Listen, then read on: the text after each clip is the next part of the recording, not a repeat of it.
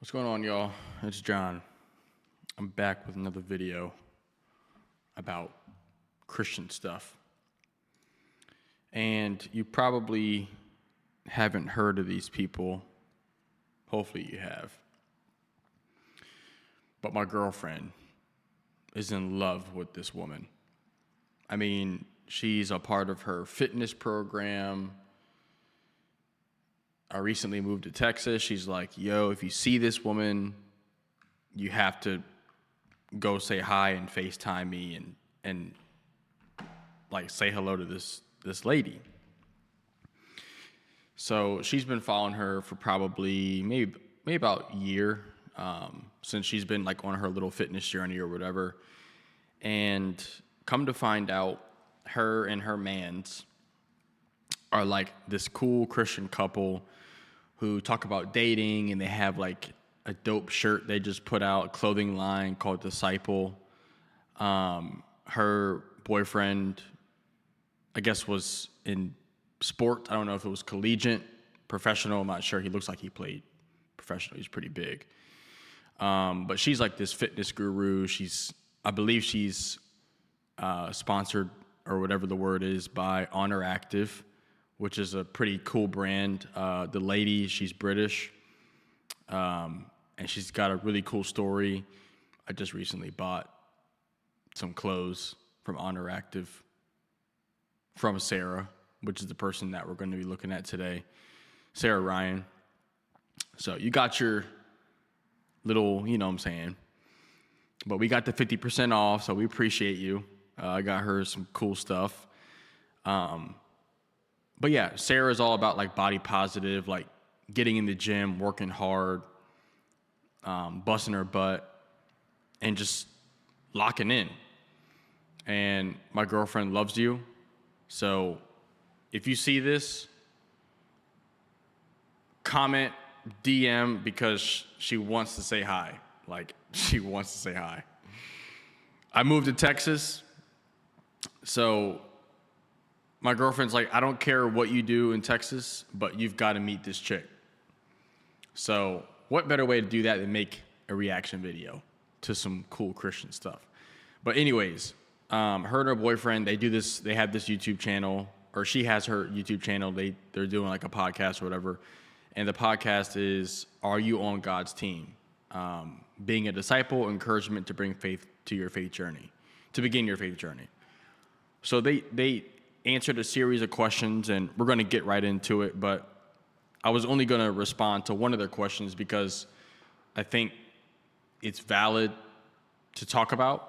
And I think it's valid for new believers to hear this, their perspective, but also mine to add to what they were talking about. I did some research in the Bible, because the Bible is the truth document. And I think the Holy Spirit led me to where I was looking. I couldn't find it, but I ended up finding it, and I want you guys to sit and listen and see what you think about this. So, shout out Sarah Ryan and King. If y'all want somebody on the podcast, let me know. Let me know. I'm in Dallas. So let's get into it. So the first question for you is, what does being a disciple mean to you? That's a good question, babe. To me, being a disciple means representing Christ in all that you do and spreading the Lord's word however you can.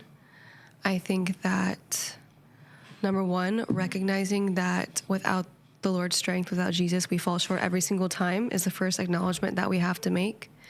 And then in order to be a good, true disciple of Christ, we have to make that acknowledgement, step one. Like, I need the Lord in my life. I need to accept Jesus into my life. After that, he can guide you and he can teach you how to be a disciple and how to be planting seeds all around you. The seeds that you plant, he will then take and nourish, and that's up to him.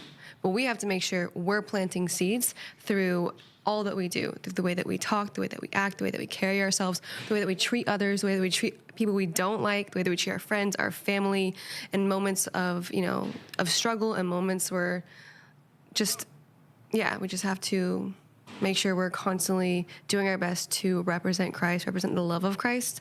And That's good. I was like trying to find the script. So, Sarah, that was fire, and I want to comment on that. But let me go back to the beginning because you said something that I liked. It's a good question, babe. To me, being a disciple means representing Christ in all that you do and spreading the Lord's word however you can. I think that, number one, recognizing that without the Lord's strength, without Jesus, we fall short every single time is the first acknowledgement that we have to make. And then in order to be a good, true disciple of Christ, we have to make that acknowledgement, step one.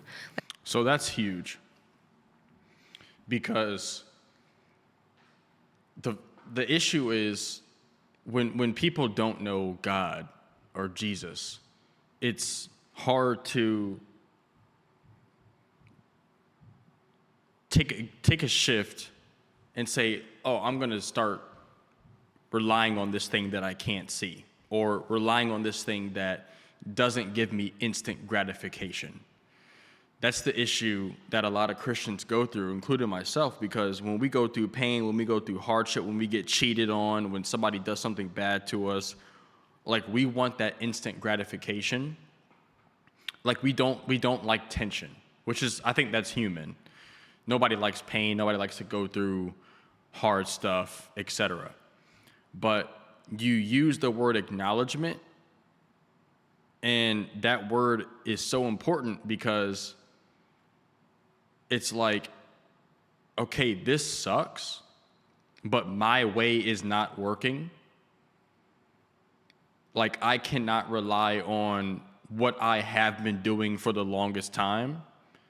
Like, you've got the repeat offenders. Like, are you talking to that ex? Are you talking to that girl, that guy that has disrespected your character, your morals? Like, are you falling back into the same trap?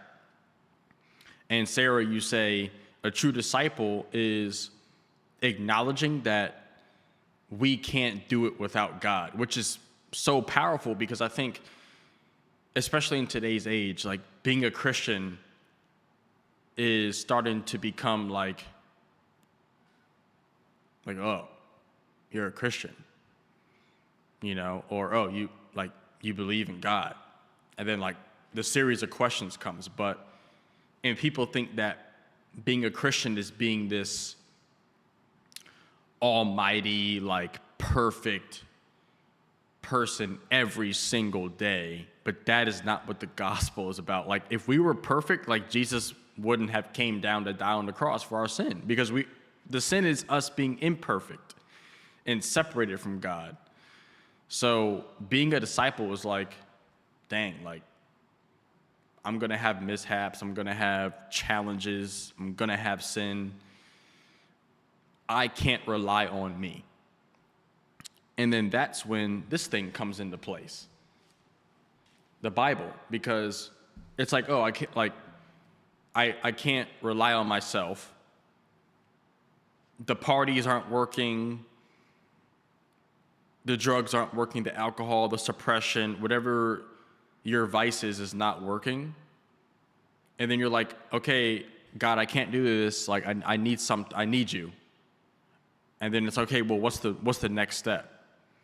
And not when you're put in that corner, because God doesn't put us into corners, but when you fall down and the only person there is Him, what's the next step? Relationship. And how do you gain a relationship? I mean, think about it. Like you meet somebody, it's like, oh, hey, what's up? My name's John. Nice to meet you. And then the conversations go and, you hang out, and then you go to that, you go cycling, or you go cycling, which is something that I love to do. You meet community, you meet other believers, and that draws you into God. And that discipleship the knob starts to turn. You're at 10%, you're at 20%, 30%, 40%, 50%.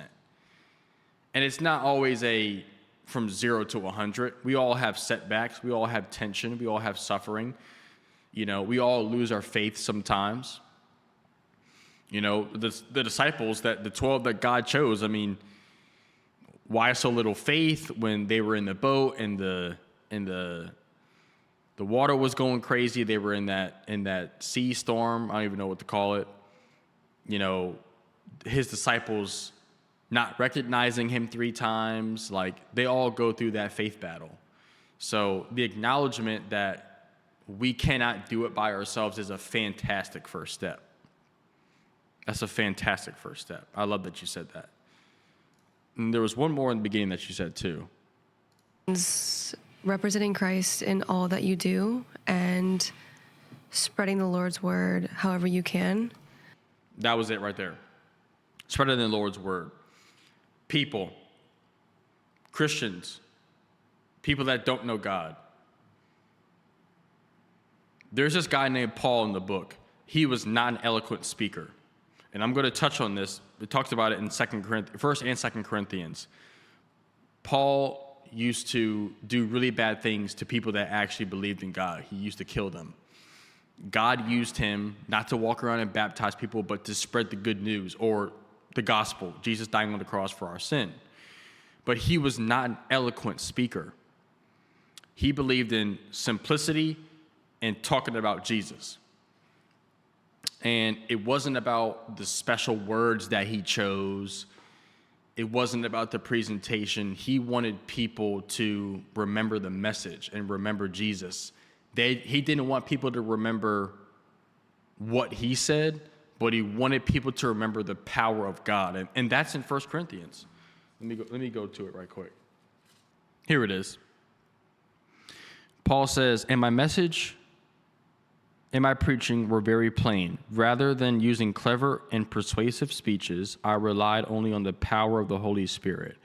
I did this so you would trust not in human wisdom, Paul's wisdom, but in the power of God." So when you're trying to spread the word of God, that might not be this fancy dolled up thing.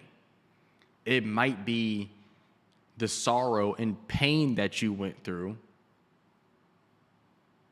You're trusting God, you being vocal about that, hey, my life sucks right now, but I trust in God.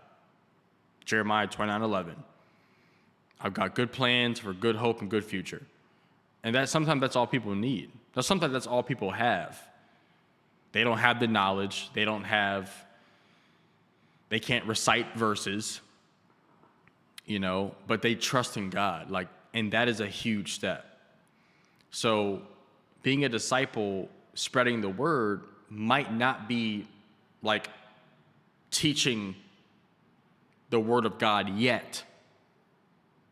It might just be an example. It might just you being a light. It might just you being in a hard time and being a good example for that person's if you're going through something hard and you're exemplifying that you trust in God, but you're not out here, maybe you don't go to church every day, every Sunday, but you're showing an example for that one friend that doesn't know God yet, your pain might exactly be what ignites that light in somebody to say, John, how are you able to get through this? Sarah, King, how are you able to battle through all those social media comments about body shaming, getting on YouTube or Instagram and only posting gym stuff? I'm sure she gets 100 million thousand DMs from dudes that say probably really terrible things. I know for a fact they do. And it's how do you get through that? It's my identity is not what they say. And sometimes like that little switch is all somebody needs to hear to say, my identity is not in those comments. My identity is not in how many follows, how many likes, how many people subscribe to my stuff. My identity is I am a child of God, and my purpose is to spread the word in any possible way that I can. That is true. Not false teaching, but that is true. So that was great. I think King talks next. Let me see. I'm going to find the scripture that I want to bring up, and why I'm not finding it. I'll find it later. Being a disciple for me is like you are representing the kingdom. Y'all got some good mics because I can hear that entire swallow. Y'all got some good mics. Every single day that you wake up, right? The whole topic of this discussion is, are you on God's team, right? Hint, hint, we're like wearing a disciple knitted jerseys here. Yeah, that's the new drop. King, I haven't bought it yet, but I did comment on your thing, on your Instagram. So, I'm in Dallas, bro. I want to wear some Jesus. So, what's up? I'll ride it when I cycle. You got socks? I'll wear them. Something that I can wear on my back. That's kind of like a Nike Tech, or not Nike Tech. That's way too hot. Nike Dry Fit. I'll put Jesus on my back, bro. So I'm riding on the street. People will see it. Anyways. But the bigger message of it is, I'm sorry I keep cutting, but you can tell this woman is in love with him. Like, look at how she's looking at him. You can tell that she is in love with this man because he is in love with God. Like, look at this man spitting facts right now about Jesus, and like, you know, I come from a sports background. I play football, and it's like every time that you put on that jersey, you're representing that school. You're representing your family. It has your last name on your back, stuff like that. So you want to represent your school well. You want to represent your family well. And it's the same thing with living for the Lord. Like, you're putting on the jersey, the Lord on your back every day, every single day. Ooh, that was a good one, baby. And you have to. Yo, you can tell they just be like in the crib reading the Bible, like unpacking look at that face. I'm sorry. To really, I'm so happy represent, right? Our mission and our job is to represent the Lord and spread the love of God, bring people to Christ. That is our purpose, right? I say all the time, like, our calling will change, but the purpose will always remain the same. Yep. Right? So it may be football one season. It may be, art one season. I'm just naming out things. It may be this, maybe that. Yeah, the wherever way in you're which called you carry to, out your purpose changes. exactly. Whatever you're called to. If you're called to a cubicle at a corporate job, spread the love of Jesus there. Yeah. Spread the word. You know what I mean? The purpose remains the same. The purpose always remains the same, regardless of where you're at, what season of life you're in, who you're around. It doesn't matter. The purpose will always remain the same. And that right there is the big thing of putting on your jersey.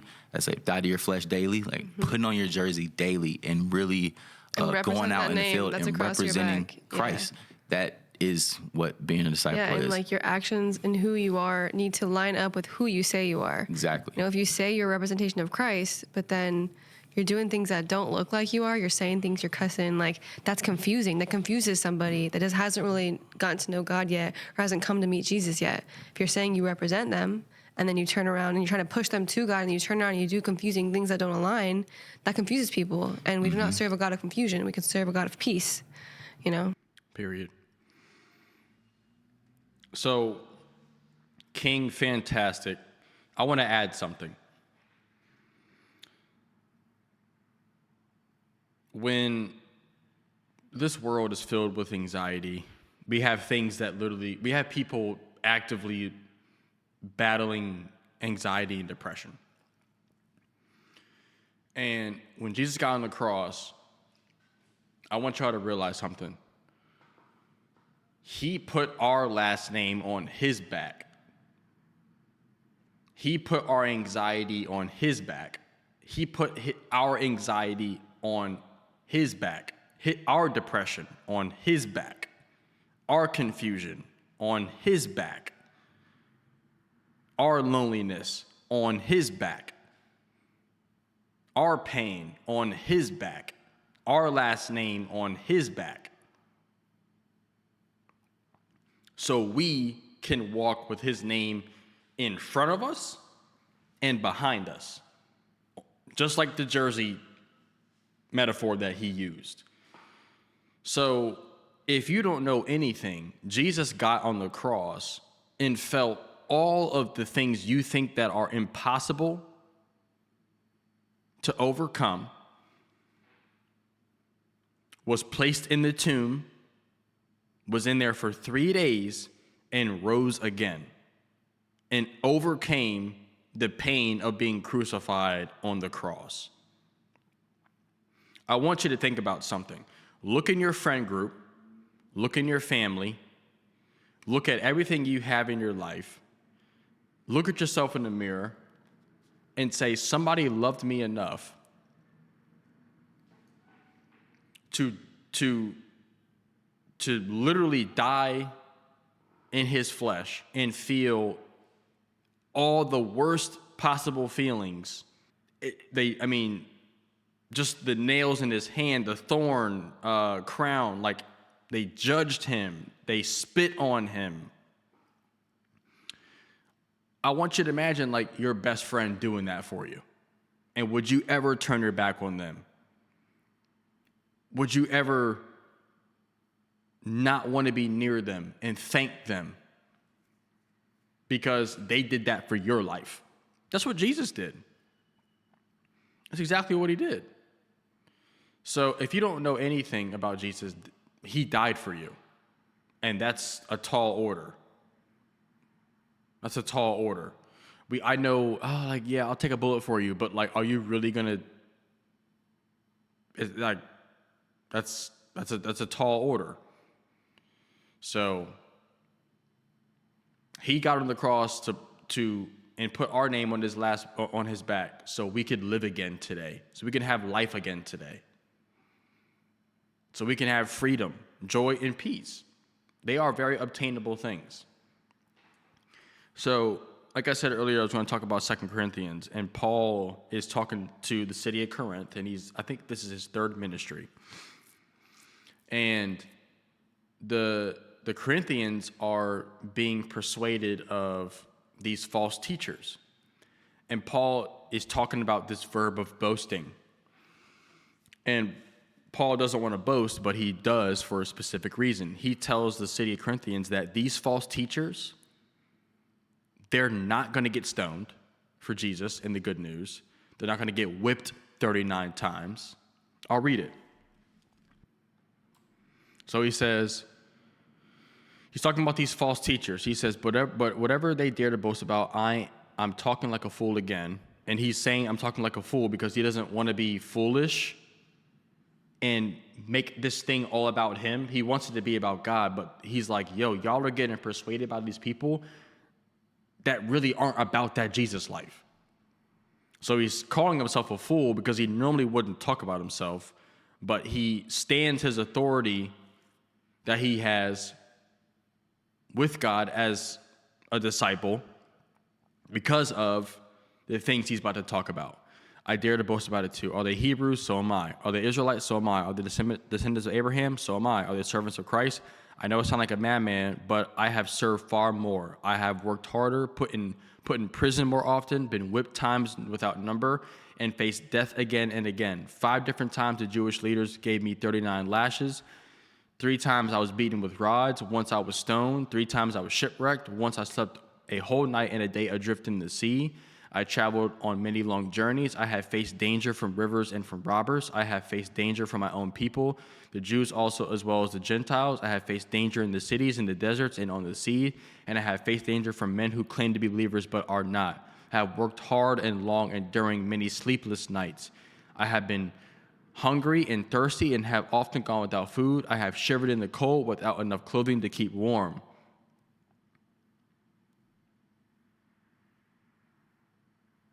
So he's like, I have gone through hell and back, and these false teachers are not doing that. So why are you being persuaded by them? Why are you being persuaded by them? So he says I'll go back to chapter 11 to kind of build some more context. So he says, I hope you will put up with a little more of my foolishness. Again, he normally does not talk about himself like this. So that's why he's calling himself a fool, because he's, for lack of better words, not bragging, but like he's like telling them like the truth.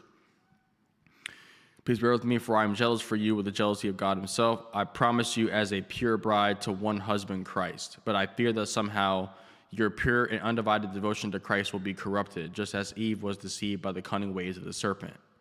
You happily put up with whatever anyone tells you, even if they preach a different Jesus than the one we preach, or a different kind of spirit than the one you have, a different kind of spirit than the one you have received, or a different kind of gospel than the one you believe.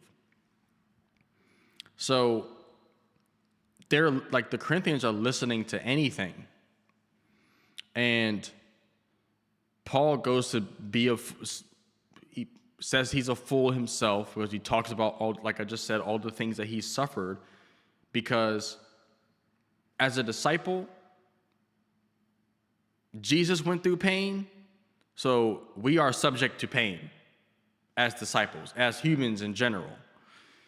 So, King, to add to that, and listeners, true discipleship is showcasing your weakness and showing and being an example and vocalizing the strength you have gained from those hardships, not from your own strength, but from God's strength. And Paul talks about this. That experience is worth boasting about, but I'm not going to do it. And he was talking about how he had some revelations and visions from God.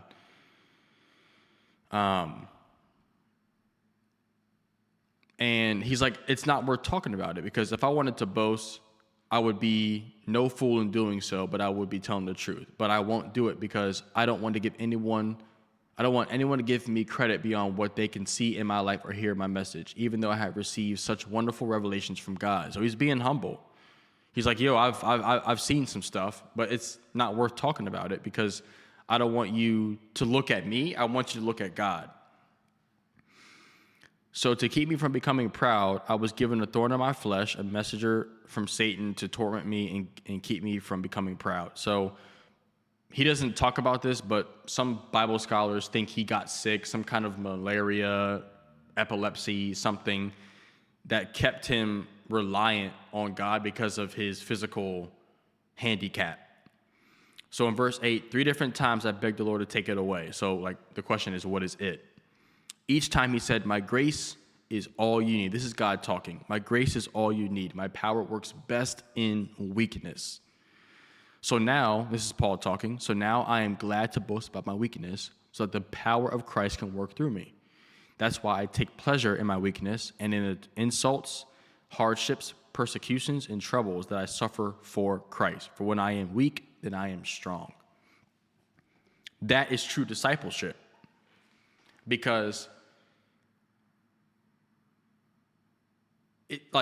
being a Christian ain't no prosperity.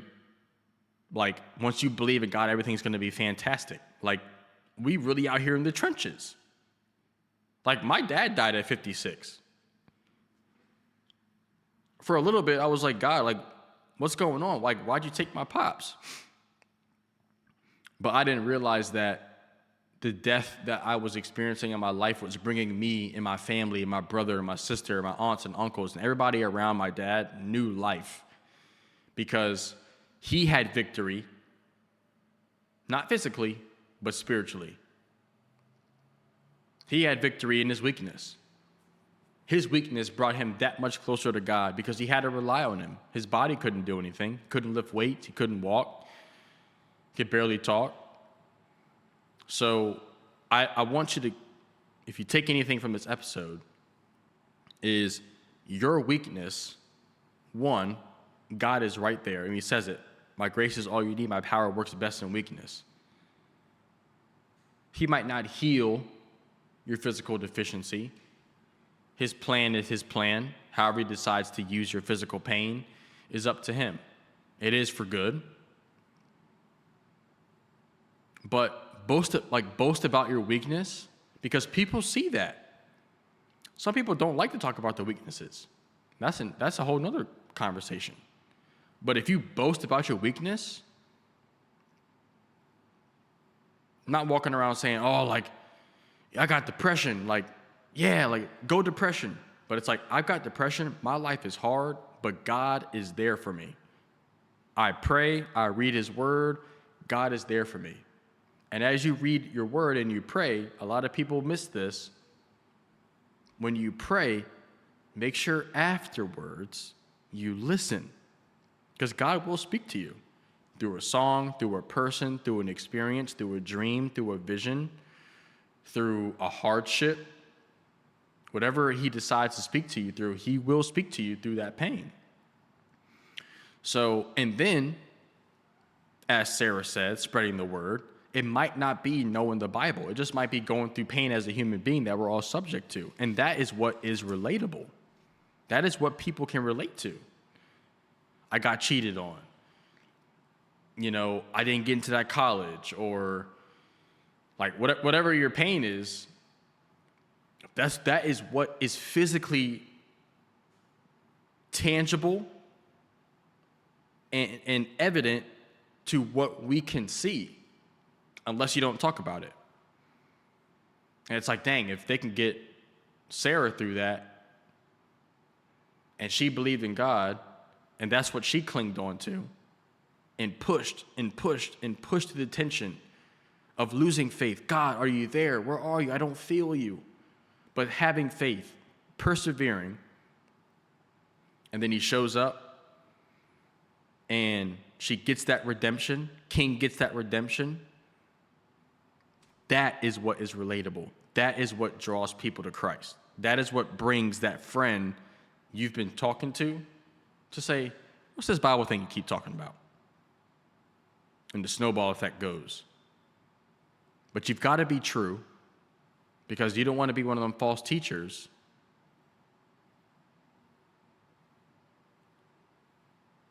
out there being glamorous and shiny when Jesus walked around and got beat up on his disciples. I mean, look up how his disciples were murdered and killed. I mean, people getting their heads cut off during celebrations, hung on the cross upside down, like all this stoned, crazy stuff.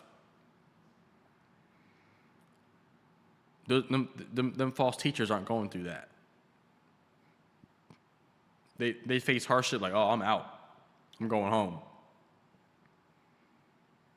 So that's what I got to say. Sarah and King, I hope y'all see this, because that'd be dope. But anyways, y'all, hope y'all enjoy. Like and say some comments if you got this far. I want to hear you guys' feedback. And John's out.